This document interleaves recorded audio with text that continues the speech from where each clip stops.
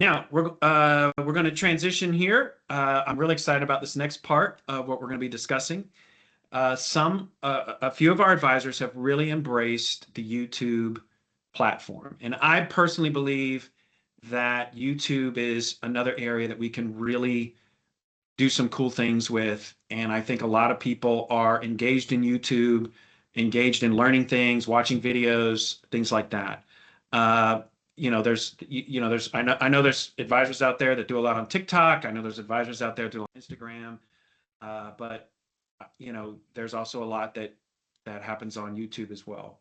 So I've asked two of our advisors to kind of share a little bit of their strategy and what they do. And that'll be Ted Erhart and Dylan Martin.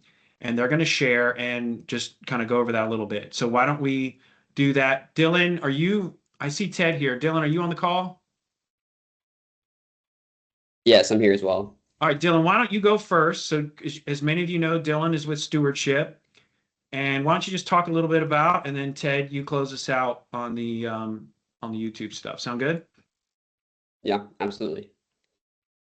Yeah, so I mean, I'm not gonna share my screen or anything. I just have a couple notes walking you guys through, what my process is as I'm just kind of fumbling through and learning uh how to utilize YouTube. We just started using it as a team last May, so it's been about 9 months. Um, and we've really just been kind of figuring it out, wanting to get more of an online footprint since we're a remote firm. So a lot of inefficiency at first, I would say. I did the editing, I tried to do the thumbnails, the titles. But I feel like the best thing is like just getting started. So the first, I'd say like, I don't know, 2 or 3 months worth of videos were really, really bad. But it was just getting started and getting stuff out there.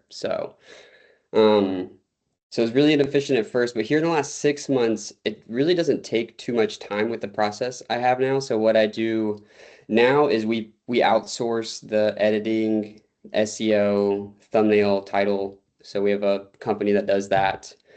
And then as far as content, I mean, in my exploration and research so far, I mean, from what I've learned, it's like when you're just getting started, you can't really do what you think is interesting because YouTube or people don't really care what you think is interesting for the most part, from what I've learned. You just have to do what works. So if you look at, there's like a handful of advisors that all use this same YouTube marketing guy, and they all have the same exact videos, and all of their videos crush. So I essentially, since I know I just go and look at all of their videos and use that content because that's not their content, it's not original. They didn't come up with Roth conversions or why to use brokerage accounts or like how to retire with 1.5 million. So it's like there's endless videos, but they still all get views. So what I do is I find one of those videos, put it into a free transcript website, get the transcript, throw it into ChatGPT on my marketing tab, and have it curate a outline that's more tailored to our specific demographic. Um, and Brian would probably tell me there's a better AI tool I could use for that, but that's just what I've been doing. And No, I think that's right. I think you're right on the money there. Yeah. yeah, and this process should take me a really long time, but in the past 3 months, I mean, I have an hour I block off every Friday, and I do two videos essentially every Friday with this process, and it doesn't really take that much time. Um, I will say though, like the end goal of this is yes to get clients, and in that regard, we are unsuccessful so far. So I mean, like we haven't gotten a client from this yet, but this is more of a long-term play. Our other marketing outlets are working. We're still growing really well. This is kind of just an added thing to hopefully build into the pipeline later as I've had extra time to be building this out. So it's like when we started, we had 7 subscribers. Right now we have like 250. Um, we've had a couple videos do decently well, but I really don't still overarchingly understand YouTube's algorithm all the time. It kind of baffles me. I just like never know what video is or isn't going to do well. Ted might have more to say on that. But I mean, I think the other benefits too, it's like we haven't gotten a client yet, but we have gotten a handful of prospects because I typically try to get people to go to our website. And then from there, we have a lead capture. And then the goal is like YouTube's operating more top of funnel to get people to our website and to get engaged. or to get them to subscribe. And then I guess YouTube also kind of functions as middle funnel as well. But even just for me, it's like maybe not for some of you more seasoned advisors, but I'm younger. So like even getting the reps and of doing the videos and then rewatching the videos on how I deliver things is super helpful. So I think that's just an added benefit. And then also building up the library of content for our clients to reference and then also for prospects to reference. Joe and Gracie closed a $5 million client last summer, and that family raved about our YouTube. So I think like it didn't play a huge role. I think they did like a really great job, but it's like it played a small role in building some of that confidence. So I mean, I think even if we don't get a client from it, even though that is the main goal, there are these other added benefits as well. So that's all Yeah, I if you're, got. yeah, no, I think that's great. And I think going into it thinking that you're just going to start creating YouTube videos and clients are going to start pouring in is probably the wrong way. So, which, is what you're saying as well. But, when you're sitting across the table from a prospect and you say, "Hey, check out our YouTube channel. We've got a lot of great content on there." That's a massive credibility builder. Massive, right? And I'll go ahead and just share your chant like this. So this is their channel here.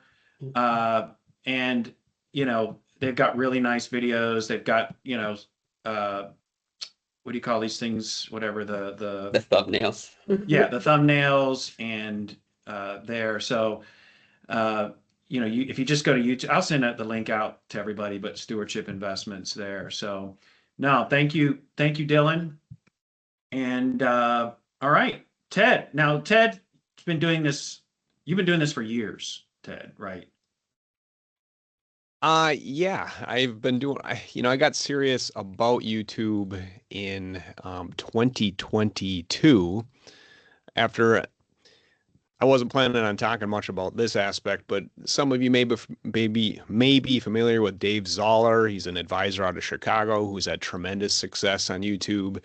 And I started having some correspondence with him in 2021. When they were early in their adventure. And basically, Dave encouraged me to get going and give it at least a year. And that's what I did in 2022. And I've just kind of kept at it. And things keep rolling along here. I'm going to try to share my screen. Let's see if we got it. And I got a little short presentation for you. I'm going to try to hammer through this. So YouTube, like Dylan's right on this. I totally agree with pretty much everything you said. And it is a long-term game, but it can be super powerful. So these are the internal analytics of my YouTube channels, what you're looking at. I'm just some nobody advisor up here in Minnesota. And take a look at this. I got over 1.3 million views on my channel. And this really, again, dates back to 2022 is when I really got serious about it. So you can see the reach that you can have. And what's nice is it not only, well, the big thing is it expands your audience beyond your geographic area. I get calls all the time. People schedule calls with me every month from across the United States, and they're all being driven via my YouTube channel. And the nice thing is, if you stick with it long enough, YouTube even starts to pay you. I've earned, as you can see here, almost $9,000 via the aggregate total of all of the content I've created here. So this can be super powerful, but I don't want to oversell it. It is work. And Dylan kind of alluded to this, especially in the beginning, you're going to be clumsy trying to figure things out. You can spend a lot of time, but you get more efficient as time goes by and you improve your tools and so forth.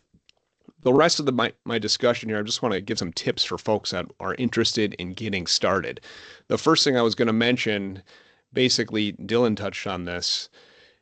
If you want to get some ideas, go see what other advisors are doing. So this slide is from a presentation I did similar to this 3 years ago. So the numbers here are a bit out of date, but all these advisors, I've had correspondence with at least 3 of these folks up here. They've all been very successful bringing on clients via their YouTube efforts. And if you're looking for ideas for content, what are people looking for? Go to their channels and you can look at all their videos. You can sort them by numbers of views or popularity, and you can get a sense of what people are interested in doing. put your own spin on the same topic. And it's just a great source for ideas or getting started.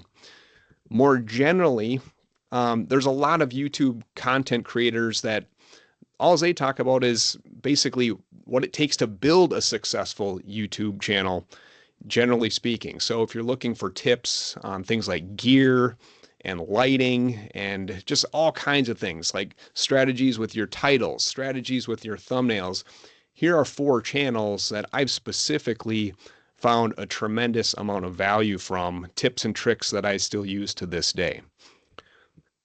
You don't need to make a significant monetary investment to get started. I mean, right now, literally my setup, the main gear would cost you less than $500. I did just recently buy an expensive DSLR camera, but I haven't even set it up yet.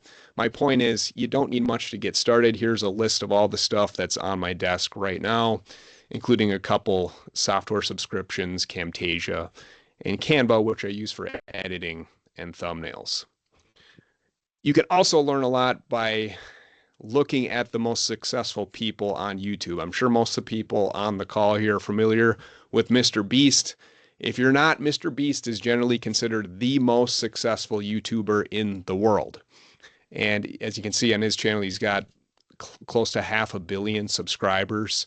And Mr. Beast has done a lot of interviews where he talks about some of the strategies, tips and tricks. And one, for example, that stuck with me that I still think about is he said whenever they create a video, they always try to keep their titles less than 60 characters long, because they know that most people are watching YouTube on their mobile devices. And if your title is longer than 60 characters, what happens is part of it gets cut off. So there's all these little tips and tricks that you can learn by listening to great creators such as Mr. Beast. And speaking of that, Mr. Beast, his accountant and his cousin live 3 doors down from me. Awesome. Yeah. North Carolina. Is that where you're at, Damien?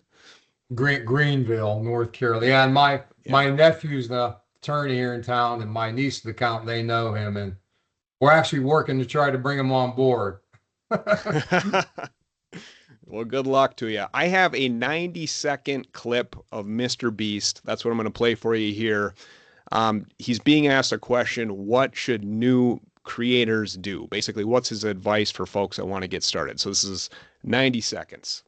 Given all the wisdom you have now, if you were to give advice to somebody, or if you were to start over again, you had no money, what would be the first 10 videos you tried to make on a new channel? I guess that's advice for a new person. And nobody knows you. Yeah, nobody knows me. Yeah, like hypothetically, I have a mask on. And you also, I guess, don't have the wisdom.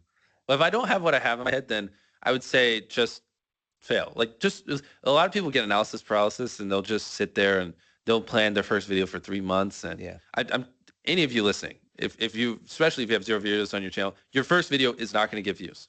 Period. It's not. Your first 10 are not going to get views. I can very confidently say that.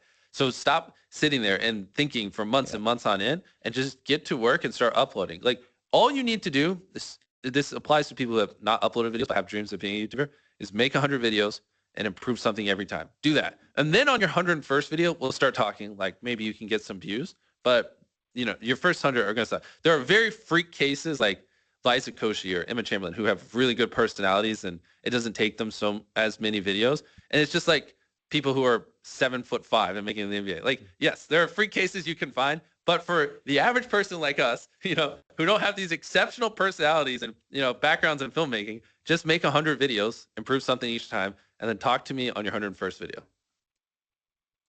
All right, that brings me to my last slide. I love that so much because it's so consistent with my own experience. You just really got to stick with it. It's a long-term deal if you're interested. So here's kind of my big 3 for you. If you want to start a channel, you just got to get started, and don't be too concerned about those first videos because, like Mr. B said, no one's even going to be looking at them, right? Just get started and try to continue to improve a little bit each and every time. When I got going in 2022, this was advice from Dave Zoller out of Chicago. He told me, he said, look, you got to keep at this for at least a year. That was the commitment he recommended to me. His channel today has got over 200,000 subscribers. They have a $2 million minimum for new clients, and it's all being driven from their YouTube channel. But he personally told me after 9 months, the first 9 months of their channel, they only had 150 subscribers. And he said basically nothing happened for the first year, but they just kept at it, and now, of course, they've had a tremendous success. So keep your expectations modest for that first year. This really works a lot like compound interest. The longer you keep at it, the bigger the snowball grows. The last thing I'll mention here, this is a question that always seems like people always have, is what's the right cadence for posting content? And look, in my opinion, it seems like the best channels, weekly is probably the ideal cadence. I mean, there's no magic number. But the reality is posting a video every week can be challenging, especially if you're a guy like me. Like, I'm running my practice. I just have a part-time assistant, so I'm doing a lot of things. It's very difficult for me to sustain a weekly pace. I think bi-weekly is very viable. Monthly is getting, it's probably on the borderline, but if you're creating good content, it'll still work. But those are just a couple of things that I think about here. Thanks for watching. I guess I hope this was helpful, and Brian, I'll kick it back to you. Yeah, no, this is great. Excellent. Both Dylan and Ted, thank you. Any questions for them on the YouTube stuff? I'll just say that both of those guys were inspiring. Definitely triggers some ideas and anticipation, excitement around that idea. Excellent. Any other questions for them? I think Ted's right on. Everything he said is right on the money. My niece has started a YouTube channel. My niece Cheryl, and everything he says, that's basically what she's doing. So I think Ted's right on the money on that. Thanks, Ted, for this. Yeah, I found it helpful as well. Just quick question: how long do you suggest the video to be? Like, how long is it that? Yes, like how long does it have to be the most successful? Well, there's no perfect answer here. My suggestion would be, when you get started, make short videos. Because it's just tough for people until you get some practice. But basically, the rule of thumb with all content creation is it should be no longer than it has to be. I mean, that's just a general principle. Okay. If you talk, you start to lose your audience. So one tip I'll give people, and if you look at a lot of successful YouTube channels, when you click play, they jump right into the content. Okay, and you can see this on the analytics of every one of your video. You can see how long people are watching. If you give a long intro on all your videos, you'll see a huge drop off on viewership because people don't want to sit through that. So don't make a video any longer than it needs to be. My content tends to range generally between 5 and 15 minutes. Okay, thank you. All right, so you can always ping Ted or Dylan on Teams and ask any further questions for them. But thank